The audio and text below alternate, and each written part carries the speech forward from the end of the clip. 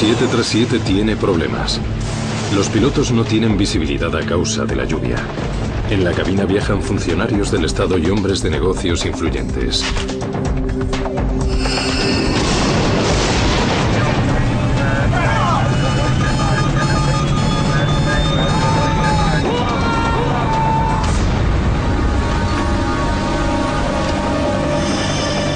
El accidente del IFO-21 conmociona al mundo.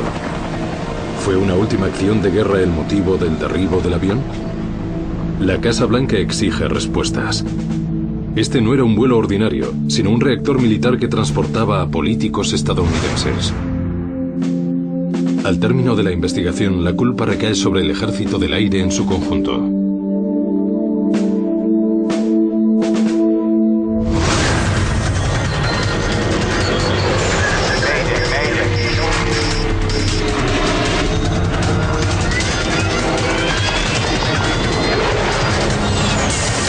Catástrofes aéreas. Esta es una historia real. Está basada en informes oficiales y en la declaración de testigos oculares.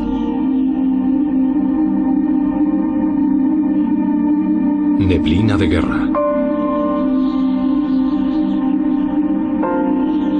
Miércoles, 3 de abril de 1996. Es un crudo día de primavera cerca de la ciudad de Dubrovnik, Croacia. Está diluviando sobre la pista de aterrizaje del aeropuerto de la ciudad. Un pequeño grupo de diplomáticos se apresuran para refugiarse de la tormenta. Forman parte de una delegación que acaba de aterrizar. Entre ellos el primer ministro croata y el embajador estadounidense de la región, Peter Galbraith. El vuelo a Dubrovnik fue un vuelo terrible. No podíamos ver nada en el exterior. En aquel momento había sido embajador de Croacia durante casi 3 años y había realizado muchos viajes diplomáticos y este, sin duda alguna, había sido uno de los más desagradables. Las malas condiciones meteorológicas que han hecho que el aterrizaje de Galbraith haya sido tan malo no mejoran. De hecho, se han cancelado los vuelos comerciales a Dubrovnik. No obstante, el embajador y los demás no están esperando un vuelo comercial. Están aquí para recibir al IFO-21, un reactor de las Fuerzas Aéreas en una misión difícil. El avión es un 737 especialmente diseñado. El Ejército del Aire tiene una pequeña flota de estos aviones a reacción para transportar a invitados destacados por todo el mundo. La cabina tiene todo lo necesario para hacer negocios y política a 10.000 metros en el cielo. Hoy en la cabina viajan lo que los militares llaman invitados distinguidos. Este grupo está encabezado por el secretario de Comercio de los Estados Unidos, Ron Brown. Ron Brown era un individuo muy competente y zalamero. Era influyente en Washington y reunía todas las habilidades para serlo. Brown es una estrella del Partido Demócrata. Desempeñó un papel importante para que Bill Clinton fuera elegido presidente. Durante el mandato de Clinton, Brown fue nombrado el primer secretario de Comercio afroamericano de la historia del país. Las compañías de los Estados Unidos que están aquí hoy desean entablar el diálogo con las empresas gubernamentales. Y lo que es más importante aún, hacer negocios. Hoy, esta labor ha traído a Brown a una de las zonas más problemáticas del mundo.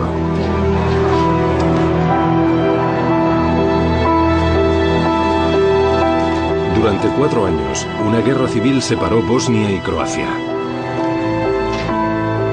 No obstante, hace escasamente unos meses, empezó una paz frágil. Como secretario de Comercio, Brown está ayudando a reconstruir la economía local. La filosofía detrás de todo esto era que la paz no sería duradera a menos que hubiera progreso económico en la región. Esto era crucial para alcanzar la paz. El viaje de Brown de 3 días de duración ha comenzado esa mañana en Tuzla, Bosnia, donde el grupo ha visitado una central eléctrica y ha comido hamburguesas con las tropas estadounidenses allí estacionadas. Al haber sido militar, sé lo que es estar lejos de casa. Por lo que pensamos traeros algo familiar. La última parada del viaje de hoy es la vieja ciudad costera de Dubrovnik. Antes de la guerra formaba parte fundamental de la industria turística del país. Fue idea mía que Ron Brown visitara Dubrovnik. Los croatas estaban ilusionados con la idea de que la ciudad todavía tuviera cierta reputación y que siguiera considerándose destino turístico, por lo que pensé que sería útil que Ron Brown y el resto de la delegación visitaran la ciudad. Sin embargo, hoy no hace un buen día en Dubrovnik y ni siquiera hay visibilidad. La niebla está baja y oscurece la ciudad y la bonita costa adriática. El IFO-21 vuela al norte de Dubrovnik. El piloto es el capitán Ashley J. Davis. Sus colegas le llaman AJ.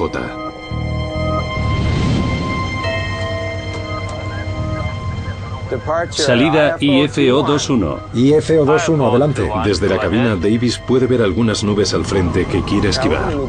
Necesitaremos desviarnos unas cuantas millas a la izquierda. IFO-21 se aprueba su petición. Ascienda y mantenga nivel del vuelo 160. IFO-21, elevado a 160 ahora. Son las 2 en punto de la tarde. AJ Davis está volando desde el amanecer. La cabina central de esta aeronave está construida para ser confortable, al igual que la cabina de mando, que es de fabricación estándar para el 737. AJ Davis se crió en Baton Rouge, Luisiana, y soñaba con ser piloto. Lo consiguió y ha estado en primera línea de las hazañas militares estadounidenses.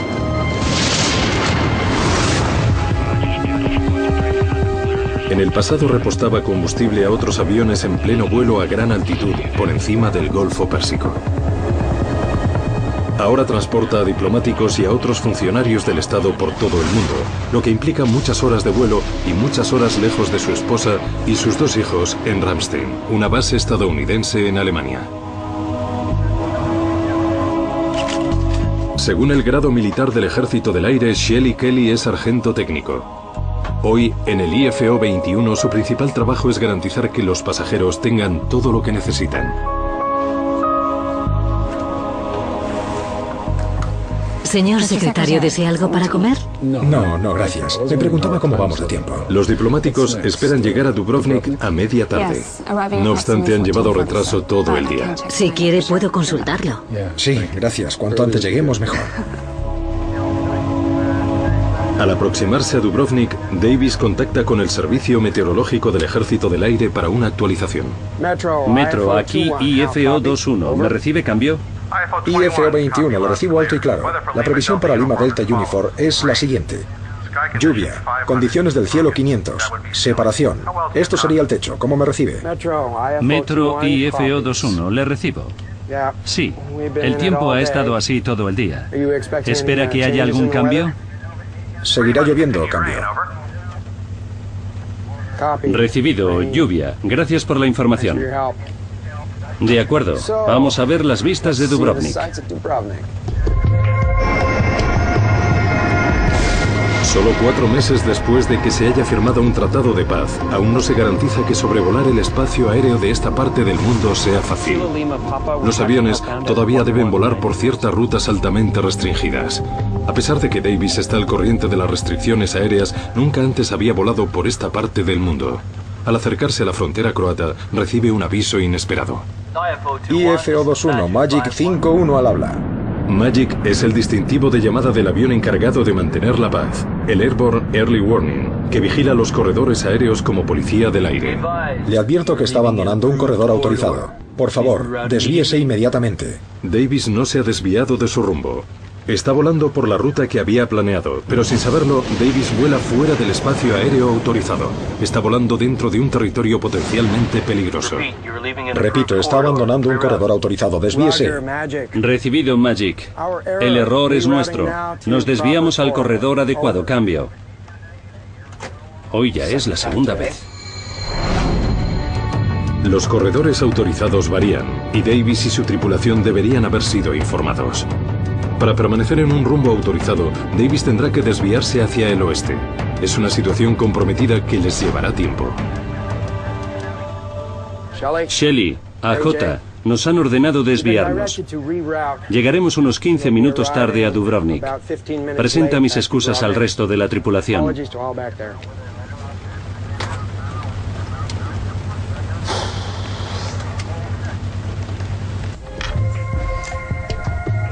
Señoras y señores, un momento de atención, por favor. Lamentablemente habrá un ligero retraso en nuestra llegada a Dubrovnik.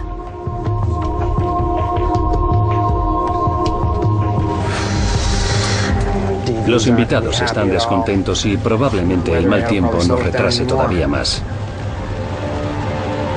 Fuera de su avión, la fuerte lluvia sigue cayendo. Davis se enfrenta a una difícil tarea por el hecho de volar hacia un aeropuerto desconocido y con la cabina llena de hombres de negocios y diplomáticos. Lo que suceda con este avión y con sus pasajeros durante las próximas horas captará la atención del mundo.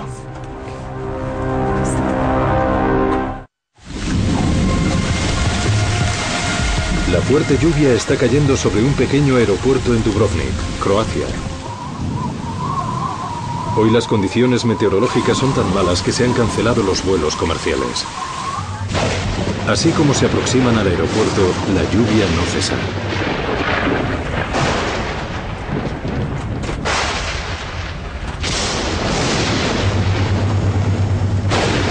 No obstante, la tripulación se enfrenta a algo más que al mal tiempo. La reciente guerra civil causó un gran número de víctimas en el aeropuerto de Dubrovnik.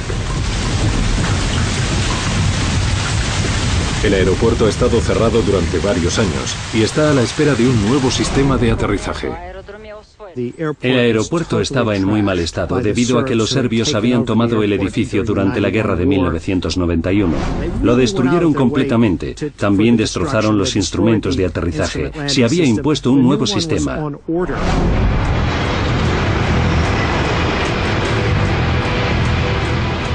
Alrededor del mundo, los aeropuertos utilizan una tecnología muy sofisticada para ayudar en el despegue y el aterrizaje de los aviones. El radar Doppler avisa de la llegada de tormentas. Las pendientes de planeo ayudan a los pilotos a permanecer en rumbo para el aterrizaje.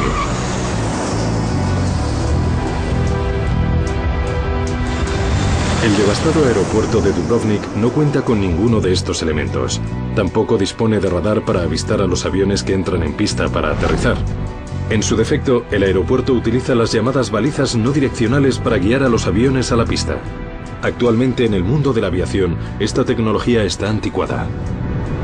En los Estados Unidos y en el resto del mundo se utilizan muchas balizas no direccionales, a pesar de que son una ayuda a la navegación anticuada. Y de hecho iban a reemplazarlas. El sistema de Dubrovnik tiene dos balizas sobre el terreno que emiten señales al avión. Cuando la tripulación recibe las señales, consulta las cartas y sigue el rumbo que les conducirá al aeropuerto. La tripulación del IFO-21 todavía está esperando oír la primera señal cuando reciben una llamada desde el terreno. 9ACR0 para IFO-21. IFO-21, le recibo. 9ACR0, cambio. Otro avión, el que llevaba al embajador Galbraith, había aterrizado antes en Dubrovnik. El piloto de ese avión es un piloto con experiencia que está muy familiarizado con la zona. Quiere informar a la tripulación acerca de la previsión. IFO-21, nosotros aterrizamos hace aproximadamente una hora. Las condiciones meteorológicas estaban bajo mínimos. Le sugiero que se desvíe hacia Split para que no ejecute una mala aproximación. Cambio. Recibido. 9ACR0. Le recibo. Corto. El hecho de tener que desviarse no agradaría a los miembros de la delegación de comercio. Probablemente la presión de tener que llevar a los pasajeros a conferencias, de noticias y otras actividades en el tiempo previsto era muy alta. Mientras Davis se acerca al aeropuerto, recibe otra llamada desde la torre de Dubrovnik. IFO-21, notifique nivel. IFO-21. 5000. IFO-21 recibido. Descienda a 4000. Notifique Kilo Lima Papa. Descendiendo a 4000. IFO-21. Tendrá que guardarlo. Señor, vamos a aterrizar. Gracias. Volando por encima de la tormenta, finalmente la tripulación escucha la señal de radio de la primera baliza. Esta es. En Kilo Lima Papá rastreamos hacia el exterior a 119 grados. 119, confirmado.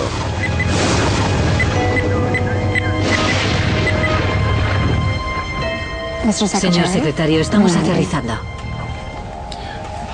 Lo retomaremos luego.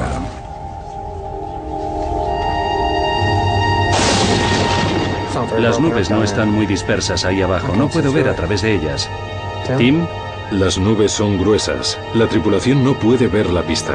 Deben confiar en los instrumentos de vuelo mientras descienden a través de la tormenta. IFO-21. Señor, estamos dentro del indicador de llegada. IFO-21 recibido. Despejado para aproximación a la baliza. La pista está mojada. IFO-21.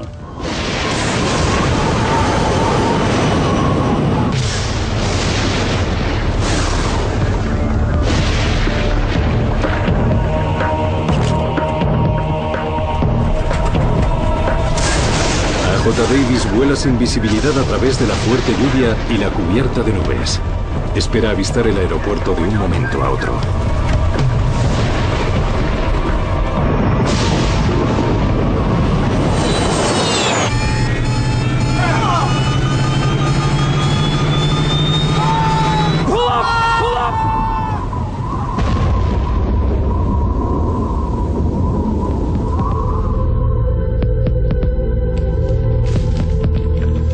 IFO-21, ¿me recibe?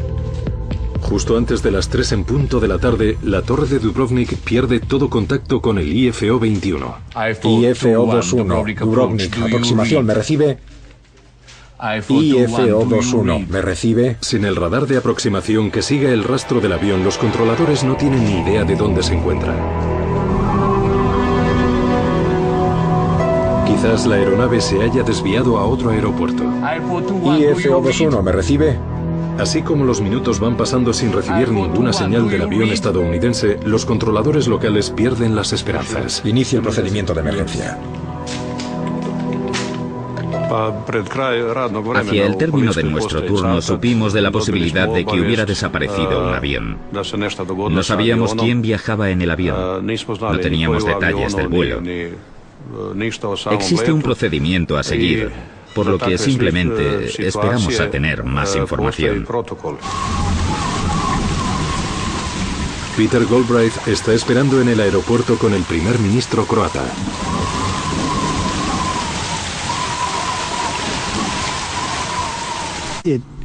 Estaba claro que desde la experiencia de mi vuelo, el aterrizaje era muy difícil.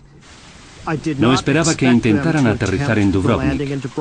El primer ministro croata se acercó a mí y me apartó un momento. Me dijo que se había perdido el contacto con el avión de Ron Brown. Llamé al centro de operaciones del Departamento de Estado y les pedí que movilizaran a los militares estadounidenses para comenzar con las actividades de búsqueda y rescate. Los centros de control de tráfico aéreo no reciben ninguna señal, puesto que ninguno ha tenido contacto con el IFO-21. Las labores de búsqueda y rescate se centran en la aproximación al aeropuerto. Quizás el avión haya hecho un amerizaje forzoso en el Adriático. En aquel momento me encontraba a unos 150 kilómetros en Brindisi, Italia. Mandamos a Dubrovnik 2 de nuestros helicópteros MA-53, fletados con personal de las Fuerzas Aéreas especializado en tácticas de emergencia. Durante horas no hay señal del avión siniestrado y las condiciones meteorológicas empeoran. En la zona había niebla, tormentas y baja visibilidad. IFO-21, Dubrovnik, aproximación, ¿me recibe? El IFO-21 lleva CPI, o indicador de posición de accidente a bordo. IFO-21, ¿me recibe? En el caso de que el avión se hubiera estrellado, el CPI emitiría una señal de frecuencia ultra alta. Pero el aeropuerto de Dubrovnik, aparte de carecer de radar, no cuenta con el equipamiento necesario para recoger la señal. IFO-21 Dubrovnik aproximación, ¿me recibe? IFO-21 ¿me recibe? IFO-21 ¿me recibe?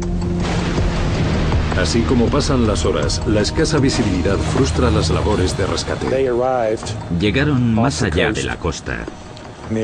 Buscaban el accidente en el agua.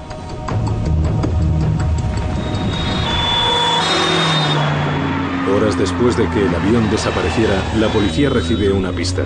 Un residente local ha visto algo en la colina cerca de su casa. Está lejos de la costa, donde se concentra la búsqueda.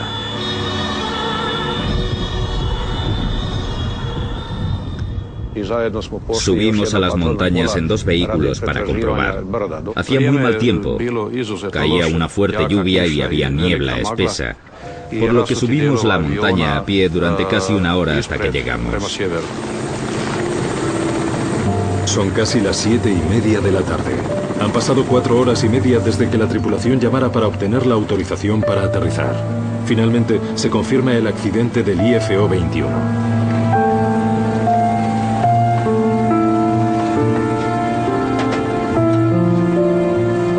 La noticia va desde Dubrovnik a los Estados Unidos. La policía croata ha accedido al lugar del accidente y he recibido la comunicación de que un médico croata también se encuentra en la zona. La sección de la cola es la única pieza sustancial del IFO-21 que queda. Los cuerpos y los restos de la aeronave están esparcidos por toda la montaña. Fueron momentos muy duros. Andábamos entre los restos sin saber si íbamos a pisar algún cuerpo. Son momentos que no se pueden olvidar. Entonces, casi de forma milagrosa, la policía hizo un descubrimiento alentador. Dentro de la sección de cola encontraron a un superviviente. Era la sargento técnico Shelly Kelly.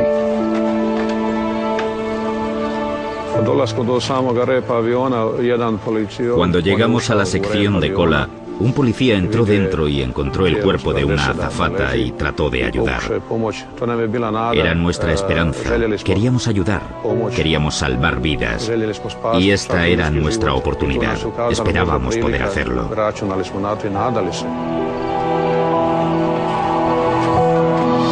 En la oscuridad se dieron cuenta de que Kelly necesitaba atención médica de inmediato para poder sobrevivir. Al darme cuenta de que allí no había nadie que pudiera ayudar, contacté por radio con la estación central de policía de Dubrovnik y les di las coordenadas del lugar del accidente. Por entonces ya estaba completamente oscuro.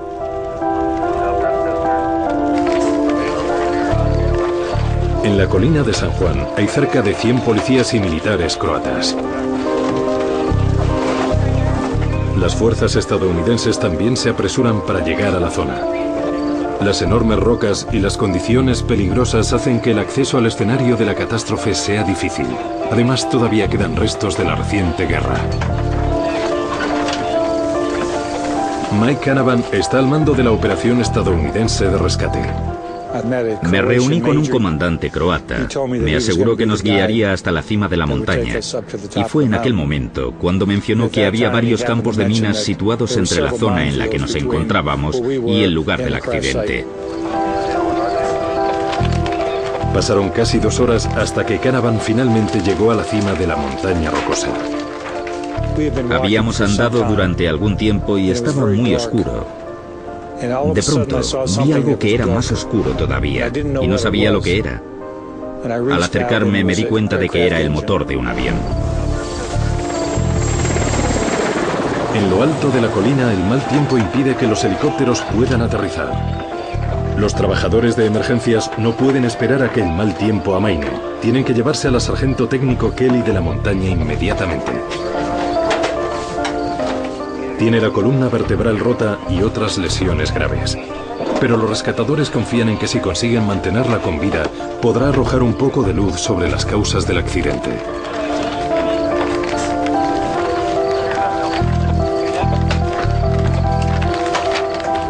Una vez que han trasladado a Kelly, la búsqueda de otros supervivientes continúa.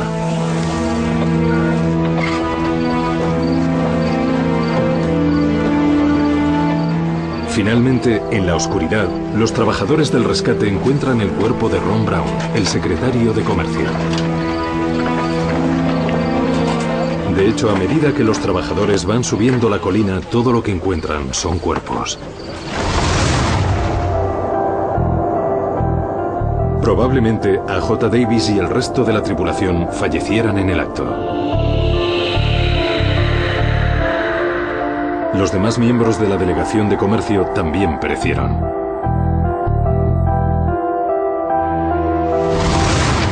Mientras que docenas de trabajadores de emergencias continúan con su búsqueda desalentadora, llega una llamada desde Dubrovnik. La sargento técnico Shelley Kelly ha muerto en la ambulancia de camino al hospital. Nadie ha sobrevivido al accidente del IFO 21. Al amanecer, el tiempo ha mejorado. Peter Galbraith ve por primera vez el lugar del accidente.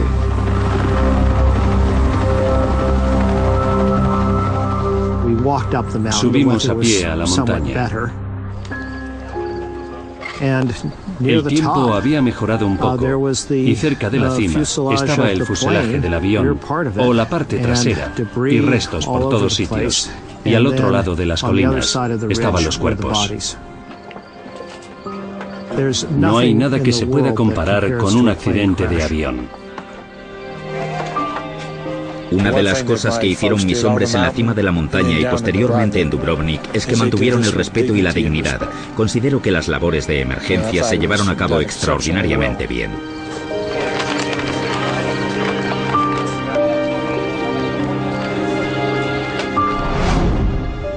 Señoras y señores, el vicepresidente, la primera dama, los miembros del gabinete y yo queríamos venir aquí para acompañar a los empleados del Departamento de Comercio en estos difíciles momentos.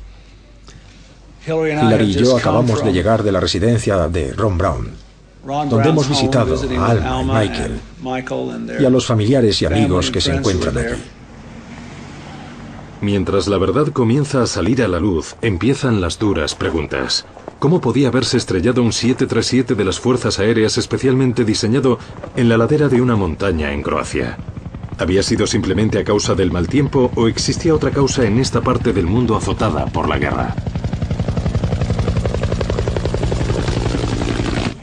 Puedo garantizarles que el propósito del equipo de investigación del accidente será extremadamente riguroso en su análisis para tratar de determinar las causas de este accidente. Debido a la importancia de los cargos de los pasajeros del avión, inmediatamente empezaron los rumores. Howard Swansea es uno de las docenas de expertos asignados al equipo. En cada accidente siempre hay mucha especulación. En este caso en particular estaba involucrado un funcionario del gobierno de alto rango. Y en el momento en el que llegamos al lugar del accidente, los medios ya se habían centrado en él. Había fragmentos y piezas del avión a kilómetros de distancia del siniestro. Por lo que mi idea fue recoger toda la información y las pruebas físicas que pude acerca del accidente. Desde el principio, el equipo de investigación partió con desventaja. Descubrieron que no había grabador de voces de cabina o registrador de datos de vuelo en el avión, lo cual forma parte de la normativa de la aviación comercial, pero no es requerible en las fuerzas aéreas. Pensaba que el Ejército del Aire aplicaba una normativa de seguridad más estricta que en los vuelos comerciales, lo mismo para el transporte de cargos muy importantes, por lo que me impactó el hecho de saber que la normativa en general era menos estricta que en la aviación comercial. Sin las herramientas reglamentarias, los investigadores no pueden pasar por alto ningún detalle. El accidente se produjo a casi 3 kilómetros del aeropuerto. ¿Cómo pudo desviarse tanto de su rumbo una tripulación experta?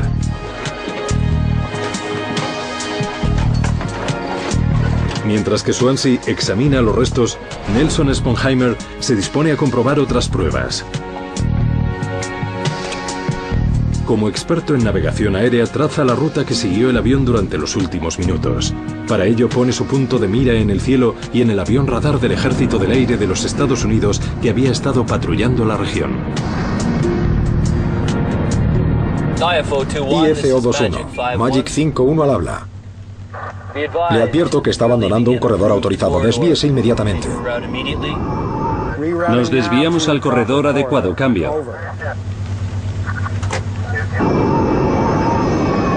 Aparte del desvío fuera del espacio aéreo autorizado, Sponheimer no ve nada inusual en el vuelo del avión hasta el final. La trayectoria del radar que me proporcionaron procedía de un avión AWACS, que demostraba que las porciones del vuelo de unas 150 millas antes de llegar al aeropuerto eran completamente nominales. Sin embargo, el último segmento del vuelo empezando a 20 kilómetros de distancia del aeropuerto es diferente. En su aproximación final, el avión empieza a desviarse de su rumbo. Comienzan a volar en línea recta, lo que les conduce directos a las montañas. Mi punto de vista inicial de la trayectoria del vuelo del avión mostraba un error en el rumbo de 7 grados en el último segmento de la aproximación. Al viajar a cientos de kilómetros por hora, un pequeño error podía conducir rápidamente a un problema tremendo. Pero ¿cómo pudo el avión desviarse de su rumbo en el final de su viaje si el resto de vuelos no mostraban problemas importantes de navegación? Incluso a pesar del mal tiempo, ¿cómo podía haberse perdido la tripulación? Sponheimer examina el desfasado equipamiento de navegación del aeropuerto. Puesto que había resultado muy dañado a causa de la guerra reciente, quizás había tenido un fallo en su funcionamiento. Para aterrizar en Dubrovnik se utilizan 2 balizas de navegación separadas. Una guía a los aviones a la pista, la otra les indica si se han ido demasiado lejos. La primera está situada cerca de la isla Kolosev. Esta emite una señal en código Morse para hacerla fácilmente identificable. Al oírla, todo lo que Davis y su tripulación tienen que hacer es volar hacia un punto especificado en sus cartas de aterrizaje. Si lo hacen, deberían llegar finalmente al aeropuerto. La segunda baliza está situada en el mismo aeropuerto. Este es un dispositivo a prueba de fallos. Si la tripulación oye la baliza antes de ver el aeropuerto, deben declarar un fallo de aproximación y dar media vuelta para intentar aterrizar de nuevo. De hecho, el avión que había transportado a Peter Galbraith a Dubrovnik minutos antes que el IFO-21 solamente aterrizó en su segundo intento. IFO-21, le recibo 9ACR0, cambio. Le sugiero que se desvíe hacia Split para que no ejecute una mala aproximación, cambio. Recibido 9ACR0, le recibo, corto. No obstante, después de estudiar los equipos, Sponheimer no cree que esto desempeñara un papel importante en el accidente. Ambas balizas no direccionales funcionaban correctamente según las comprobaciones realizadas días después con vuelos posteriores al del accidente. Existen rumores extraños sobre una teoría todavía más siniestra. Quizá Davis estuviera siguiendo una baliza falsa colocada en las montañas a propósito. En una región problemática, ¿sería este un ataque a la misión de comercio?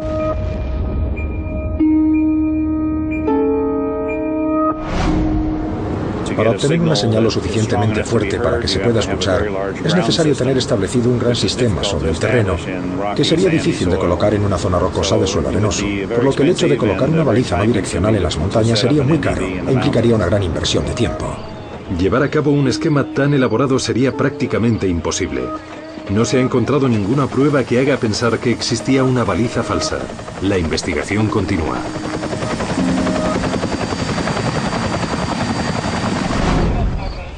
Entre los restos del avión de las Fuerzas Aéreas, los investigadores descubren una pieza importante del puzzle. Se recupera el ADF, o Sistema Automático de Dirección. Parece que funciona, pero en este reactor solamente se instaló uno. Para aterrizar correctamente en Dubrovnik se necesitan 2 ADFs.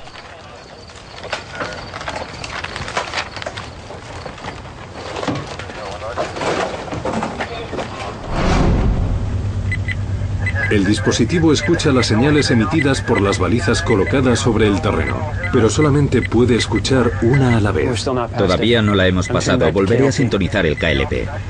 Volando con un ADF, la tripulación puede escuchar la señal emitida por la baliza que les indica cómo llegar al aeropuerto, o por la baliza que les indica que se han desviado demasiado, pero no pueden escucharlas ambas al mismo tiempo.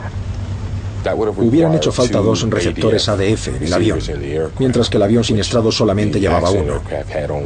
Y con un solo ADF, se limita la posibilidad de llevar a cabo una buena aproximación. Onda continua, todavía no la hemos pasado. Volveré a sintonizar el KLP. Sintonizando adelante y atrás rápidamente las 2 señales emitidas por las balizas, la tripulación puede utilizar un ADF para escuchar las 2 señales. Pero esto solamente habría añadido dificultad a un aterrizaje difícil por sí solo. Otra sorpresa es que el reactor de las fuerzas aéreas no estaba adecuadamente equipado para aterrizar en este aeropuerto. Estamos hablando de un espacio muy corto de tiempo para realizar la aproximación. Es muy difícil tratar de sintonizar ambas frecuencias para seguir escuchando el código e intentar buscar el rumbo al mismo tiempo. Mientras sigue estudiando el rumbo que seguía el IFO-21, Nelson Sponheimer se centra en una curva en forma de S que aparece en el vuelo del avión. Este es el tipo de rumbo que seguiría un avión al buscar una señal emitida por una baliza no direccional. Pero en el momento en el que la tripulación debería estar buscando la señal de la baliza, desaparece la forma de S. A unos 2 o 3 kilómetros del punto de aproximación final y en los próximos 7, 8 o 9 kilómetros, la trayectoria del vuelo es totalmente recta. En lugar de fiarse del sistema de navegación existente, incluso a pesar de que fuera primitivo, de pronto parece que la tripulación lo pasara por alto, y Sponheimer cree saber por qué.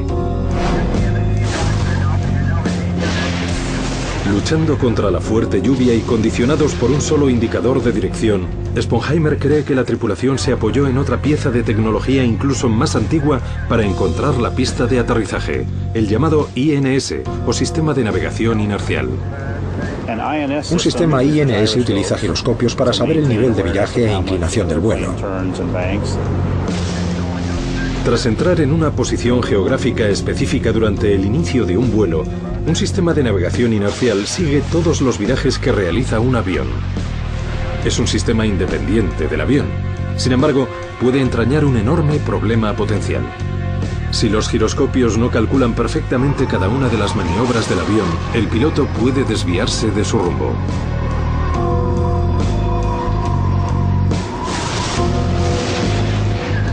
Las nubes no están muy dispersas ahí abajo. No puedo ver nada a través de ellas. ¿Tim? La tripulación podría haber pensado que apoyándose en este sistema les hubiera allanado el camino. Sin embargo, en este caso, les desvió peligrosamente de su ruta.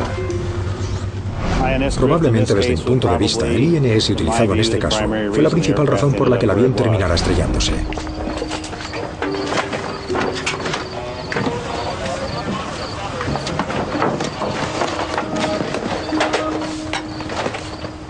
El investigador Howard Swansea examina la carta de aproximación del Jeppesen que utilizaba la tripulación al intentar aterrizar. Entorpecidos por la poca visibilidad y apoyándose en el sistema de navegación inercial, las cartas hubieran sido una ayuda fundamental. No obstante, al examinarla más de cerca, se da cuenta de algo peculiar. Una cifra importante, la altitud de descenso mínima no es correcta. La altitud de descenso mínima es la altura en la que los pilotos deberían ser capaces de avistar el aeropuerto. Si no eres capaz de verlo a esa altura, debes abortar el aterrizaje. Todos los países tienen la responsabilidad de desarrollar este tipo de procedimientos y después publicar la información para que otros países, al igual que sus propias tripulaciones, puedan aplicar estos procedimientos de aproximación. Swansea descubre que la altitud de descenso mínima de la carta no cumple con la normativa de aviación estadounidense. Debido a que el terreno era montañoso, debería haber sido de más de 2.800 pies. Sin embargo, la carta que la tripulación estaba utilizando indicaba que solamente había 2.100 pies, lo que significa que la tripulación podría haber volado casi 700 pies por debajo de lo que los expertos de los Estados Unidos consideraban que era seguro sin tener que abortar el aterrizaje.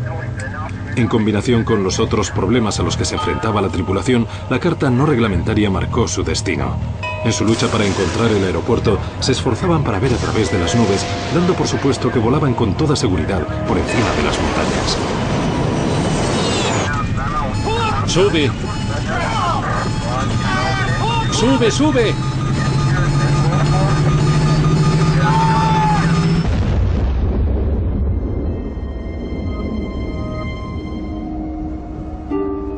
Pero ¿por qué un reactor del Ejército del Aire no estaba correctamente equipado para aterrizar en Dubrovnik?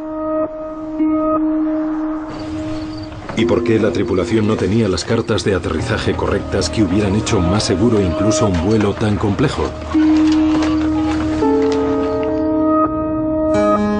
Las respuestas se encuentran en una base militar estadounidense de Alemania, junto con algunos de los miembros de mayor graduación del Ejército del Aire. Para descubrir por qué la tripulación intentaba aterrizar en unas condiciones tan difíciles, los investigadores interrogaron al coronel John Mazurovsky, comandante del Grupo de Operaciones de la Sección Aérea encargada del vuelo. Su trabajo consiste en proporcionar transporte para un número de visitantes distinguidos cada vez mayor. Sin embargo, ahora corren tiempos de presupuestos ajustados. Mazurovsky ha recibido órdenes de hacer más con menos dinero. Ahora me gustaría hablar acerca del tema de la aproximación del Jeppesen. Uno de los principales focos de investigación son las cartas de aterrizaje del Jeppesen que manejaba la tripulación. Estas cartas, trazadas por la mayoría de los principales aeropuertos, proporcionan a la tripulación gran cantidad de información, incluyendo indicaciones en caso de un fallo de aproximación. No obstante, el investigador Howard Swansea ya ha descubierto que estas cartas no se ceñían a la normativa estadounidense.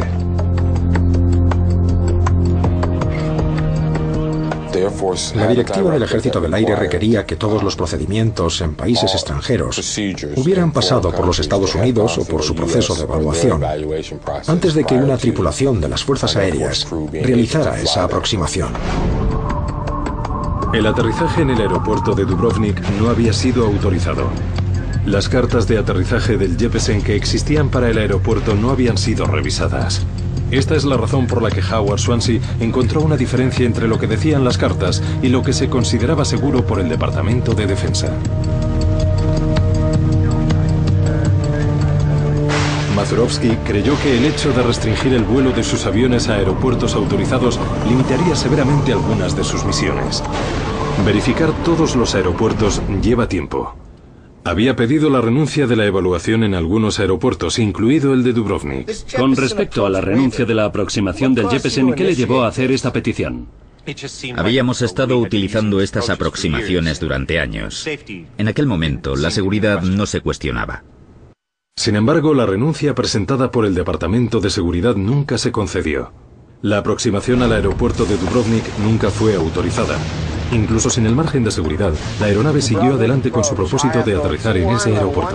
Dubrovnik, me dirijo a la zona de aproximación IFO-21, nivel 100. Dubrovnik, aproximación, buenas tardes. El aeropuerto de Dubrovnik no se ceñía a la normativa actual. Las cartas que se utilizaban para los aterrizajes no habían sido revisadas por el Departamento de Defensa. A pesar de ello, los oficiales de las Fuerzas Aéreas de mayor graduación habían decidido permitir el aterrizaje en Dubrovnik y en otros aeropuertos a los que volaban. Ninguno de ellos había sido autorizado en este espacio de tiempo. No que yo sepa, señor. No.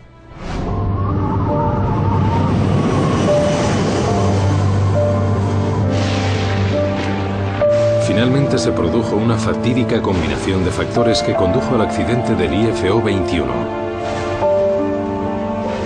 Dubrovnik, aproximación. IFO-21, nivel 100. Dubrovnik, aproximación, buenas tardes. Mantenga la altura 10.000 pies para la aproximación a la baliza. Pista 1-2. IFO-21. La tripulación luchaba contra las inclemencias del tiempo. Iniciaban el descenso en un aeropuerto desconocido que contaba con una tecnología arcaica. Las cartas no autorizadas empeoraron una situación mala de por sí.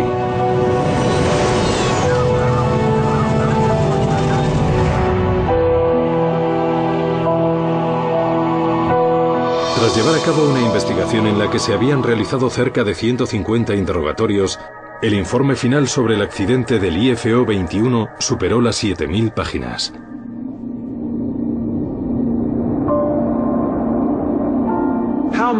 ¿Cuántas lágrimas hemos derramado en esta última semana por la cantidad de vidas jóvenes y brillantes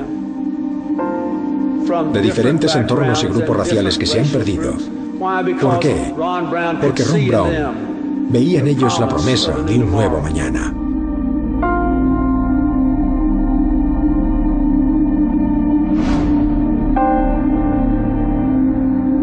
Los resultados de la investigación culparon a varios individuos e instituciones. El aeropuerto de Dubrovnik fue puesto en evidencia por la inadecuación del diseño de su instrumental para la aproximación. Hoy ya no se necesitan los radiogoniómetros automáticos para aterrizar en Dubrovnik. El aeropuerto ha sustituido sus equipos de aproximación por los instrumentos del sistema de aterrizaje que se habían encargado en el momento del accidente. Onda continua.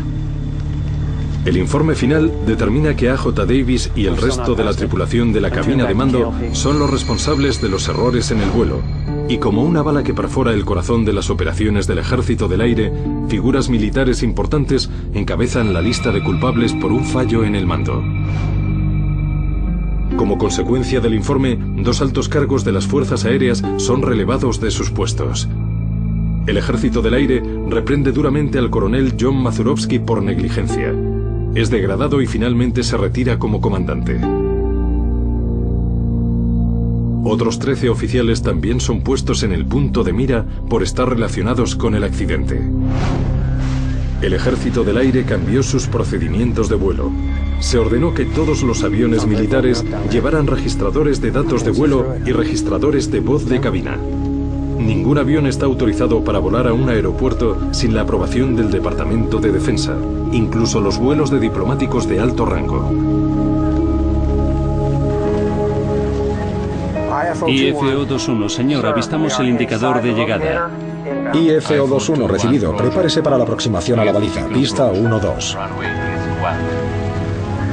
IFO-21.